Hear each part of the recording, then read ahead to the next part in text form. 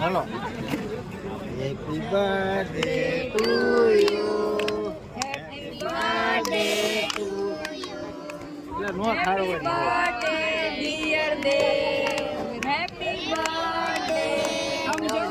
happy birthday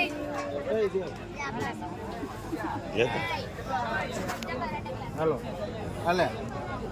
ત્યારે જેને ખવડાવે ખવડાવી તારીખ પેલા ખાઈ